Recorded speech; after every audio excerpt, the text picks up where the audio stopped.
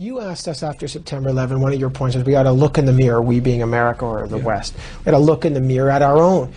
Was that a way of saying, look, people like bin Laden are angry at us for good reason? No, in other words, is there a way to justify... That's not what I was saying.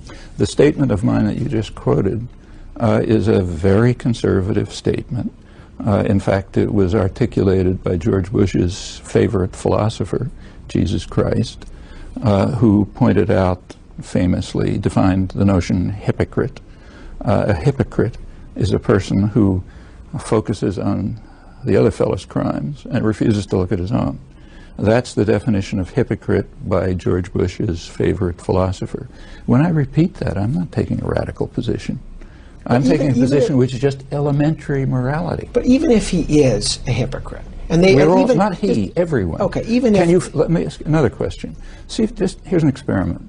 Try to find a phrase in the massive commentary on September 11th which is not hypocritical in the sense of George Bush's favorite philosopher.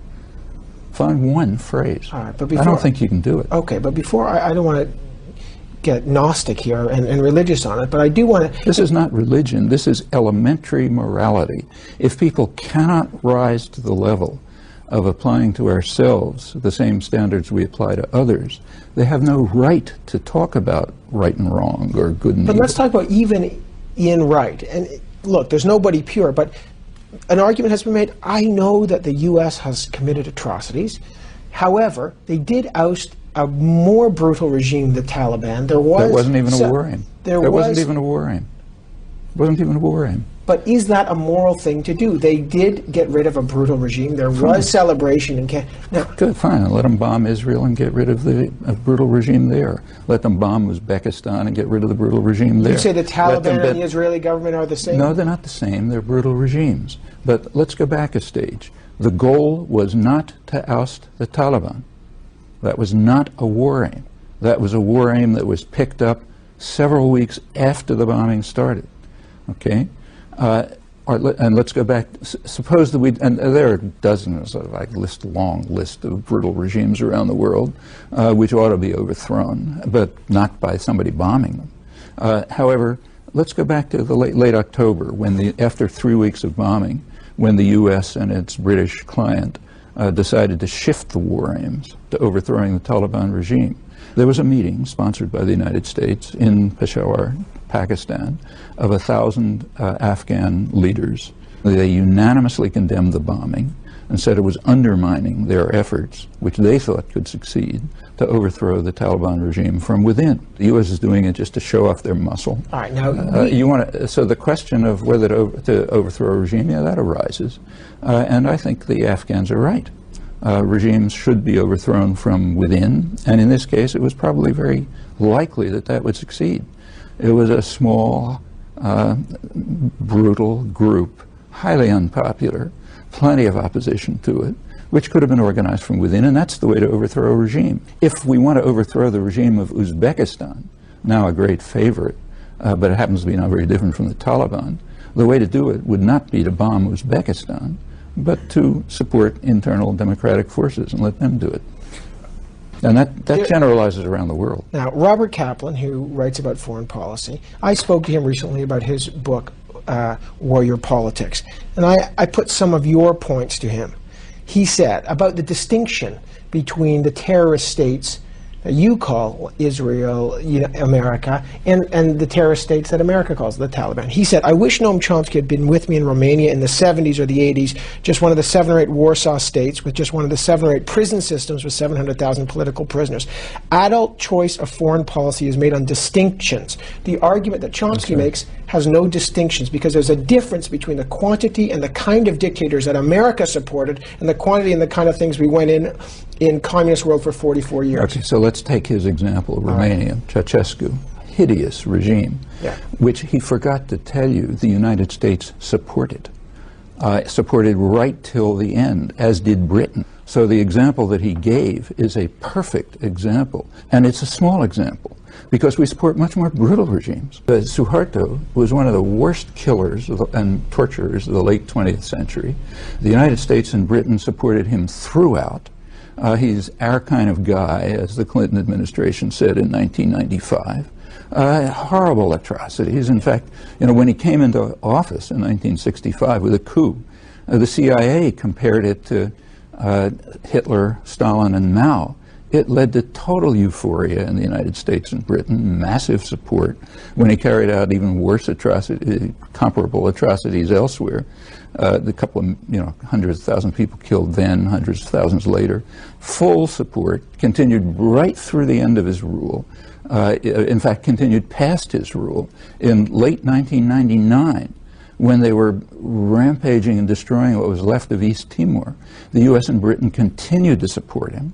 And I can continue through the world like this. Well, Kaplan says that there is a distinction. That everyone's got some blood on their hands, but he says, we have significantly less blood because what we are is a soft imperialist, not state terrorist. So like when we supported his example, Ceausescu in Romania, right to the end, that's good. How about killing several million people in Vietnam?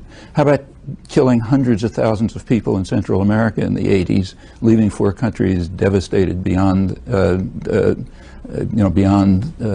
maybe beyond recovery. Qualify the U.S. from their intervening in any other way? Look, nor does it disqualify the fact that bin Laden is a terrorist, or that, say, the Taliban are a terrorist state, that fact doesn't disqualify them from bombing Washington. What disqualifies from doing that is even if they were Mahatma Gandhi, they shouldn't do it. Kaplans can't understand trivialities. The triviality here is that nobody except the ultra-right-wing jingoists like Kaplan is comparing atrocities by various countries. What honest people are saying, this seems to be incomprehensible, is that we should keep to the elementary moral level of the Gospels. We should pay attention to our own crimes and stop committing them. This would be true even if we were killing one person. Okay, and it's even more true when we're killing millions of people. Let's bring it to the bigger picture then, just because the question, he says, we all agree with the Gospels. This is, and then he doesn't. He doesn't. But he says, look, does. I believe in a Hobbesian world. This is what he says. So is he saying we should overthrow the? It's nasty. If you leave people alone, they'll kill each other. Yeah. And that's why what you need, what he calls, is an organizing hegemon, an overweening power, which is always us. Yeah, which is always us, he says. Right, because and why is it us? Because we have the power. And we have a massively subservient intellectual class, of which he's an illustration, which will support U.S. atrocities no matter how awful they are. But he says this is real politics, that Chomsky's off in another land with his gospel, that he says, forget gospel. I'm talking about the most elementary morality. If a person doesn't understand that, they have no right to talk. Okay? If you don't understand that you pay attention to your own crimes, you have no right to talk. He talks about Machiavellian virtue. Sometimes we do a bad thing to protect our democratic and our good institutions and a just society. Yes. Now, how are we protecting our democratic institutions by supporting mass slaughter in southeastern Turkey in the last few years? Was that supporting our democratic institutions? Was it supporting our democratic institutions? Not ours, but anybody. Would Kaplan argue that the nation state has a right to use any means necessary to protect its sovereignty? Oh, then he's justifying Milosevic. He's saying Milosevic had the right to do anything he wanted to repress the Kosovars in Albania. Is that what he's saying? Do we need a constabulary, a force, a central force? In this case, it's America because it's the superpower, to sometimes use unjust means in the service of just causes. What are the just causes? What was the just cause in, for example, slaughtering Kurds in southeastern Turkey? What was the just cause? What was the just cause in supporting Suharto when he killed a couple 100,000 landless peasants in Indonesia, went on to become one of the biggest torturers in the world, and then slaughtered a third of the population of East Timor? What was the just cause? What was the just cause when we invaded South Vietnam 40 years ago? This is the 40th anniversary of the public announcement of the U.S. attack on South Vietnam, ending up killing millions of people, leaving the country devastated. They're still dying from chemical warfare. What was the just cause? What was the just cause when we fought a war, to a large extent, against the Catholic Church in Central America in the 1980s, killing hundreds of thousands of people, every imaginable kind of torture and devastation. What was the just cause? Can I continue? Yeah, the just cause for people like Kaplan is we did it. Therefore, it's a just cause. You can read that in the Nazi archives, too. Hitchens says we've seen the enemy, and the enemy isn't us. It's the Islamic fascists. Compares them to fascists. They're an enemy. We don't want to live with them. We don't want to negotiate them. We must destroy them. Ergo, the war against the Taliban justified. The war against the Al-Aqsa brigades justified. I mean, he has a different distinction, but we see the face of the enemy, and we should do anything to root them out. How do you respond to that argument? I respond to that by saying that there are many evil forces in the world. If we want to stop atrocities, I think it's a great idea to reduce the level of atrocities and violence around the world. The easiest way to do it, simplest, is to stop participating in it. If we stop participating in it, we will already reduce the level of atrocities and violence enormously.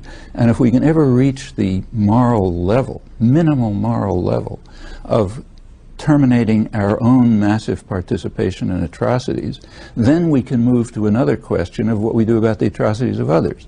And I think it's right to deal with them. Yes, there is an enemy. There are people who carried out crimes against humanity, and there are ways to deal with crimes, not by bombing another country and putting millions of people at the risk of starvation. That's not a way to deal with crimes. When the U.S. was condemned for international terrorism in Nicaragua, and then vetoed a security, and dismissed the condemnation by the World Court, of course, and escalated the crimes, and vetoed a Security Council resolution calling on it to observe international law.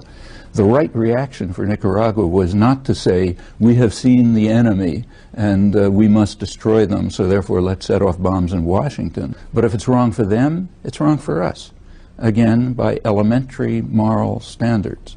So we should ask, well, what was right for them? And what's right which would be right for us? And I think they couldn't do what was right for them because we blocked it. We're too powerful. But we could do what was right for them, and we never even considered it because we don't rise to that minimal moral level.